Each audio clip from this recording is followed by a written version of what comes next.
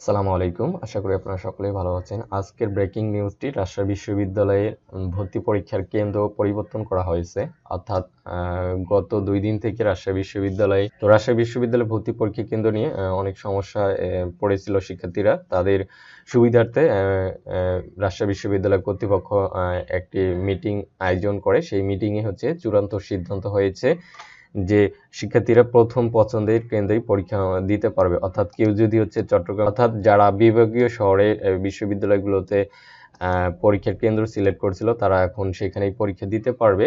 যেমন রংপুরের শিক্ষার্থীদের অধিকাংশই চট্টগ্রামে আসছিল, তাদের আর চট্টগ্রামে যেতে হবে না। আবার রাজশাহীর অধিকাংশ শিক্ষার্থী তাদের ঢাকা বা চট্টগ্রামে আসছিল, তাদেরকেও আর ঢাকা বা চট্টগ্রামে যেতে হবে না। তারা এখন তাদের নিজের পছন্দের পরীক্ষা কেন্দ্রে পরীক্ষা দিতে পারবে। তবে ২টি শিফটে ভর্তি পরীক্ষা অনুষ্ঠিত হবে।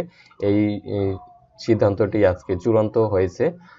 তো কোন কোন শিফটে ২ শিফটে ভর্তি পরীক্ষা হবে সেটি আমি বলতেছি। এখানে আসন্ন ভর্তি পরীক্ষায় এ এবং সি ইউনিটে যেহেতু অনেক শিক্ষার্থী আবেদন করছে, তাদের জন্য ২টি শিফটে পরীক্ষা অনুষ্ঠিত হবে এবং বি ইউনিটে যেহেতু অল্প সংখ্যক শিক্ষার্থী, সেক্ষেত্রে তাদের এক শিফটেই ভর্তি পরীক্ষা হবে এবং যে কেন্দ্রেই সেন্টার সিলেক্ট করছিল সেই কেন্দ্রেই পরীক্ষা দিতে পারবে। তো প্রথম শিফটের ভর্তি পরীক্ষা 11টা থেকে 12টা, আর দ্বিতীয় শিফটের ভর্তি পরীক্ষা 2:30টা থেকে 3:30টা পর্যন্ত অনুষ্ঠিত হবে। এবং রাজশাহী বিশ্ববিদ্যালয়ে যারা এখন পর্যন্ত অ্যাডমিট কার্ড ডাউনলোড করেনি, আমি বলবো তারা আর অ্যাডমিট কার্ড ডাউনলোড করবেন না।